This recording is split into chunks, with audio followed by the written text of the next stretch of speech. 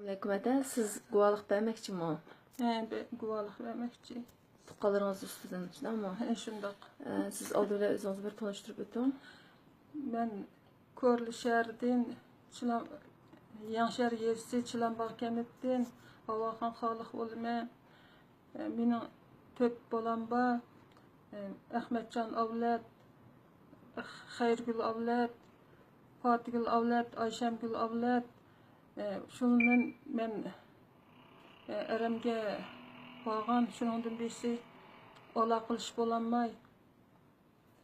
Siz haramga ish qilib berib qaytib ketamidingiz? Buning sababini deb biramsiz?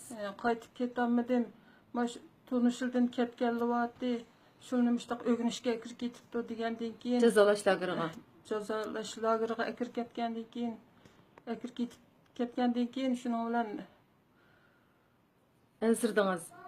Ansirab bizni mashta huquqlarimizmi endi qayirgan chaqda deb mushat turyapmiz. Yo'ldoshingiz birga kelganmi? Yo'ldishim birga kelgan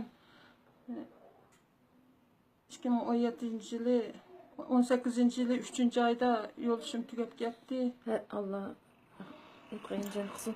U haram tugab ketdimi? Yo'ldishingiz ya Turkiya tugab ketdimi? Haramda tugab ketdi. Men yolg'iz qoldim. Hozir siz yolg'iz turyapsiz Turkiyada. Yolg'iz turyaptim. Bu jasoratga kelibsiz, guvohlik berdigan. Alloh sizdan rozi bo'lsin. Qarindoshlarga deydigan qanday tavsiyalaringiz bor? Bizmi 4 bir tuqqan to'q. Bizmi 4 qiz bir o'g'il to'q. Shulningmi ulidimi gap so'z yo'q. Urib qoladim. Ularning ya hayot ya lagerda ishligini yoki o'lib ketganligini bilmaysiz, shunami? Bolalaringizning hech qanday xabari yo'q. Yo'q, xabari yo'q. Bu dunyodagi inson haqlariga sizning qanday ovozingizni chiqarib nima deganingiz bor bularga? Bu butun 8 milliard insonlar dunyodagi.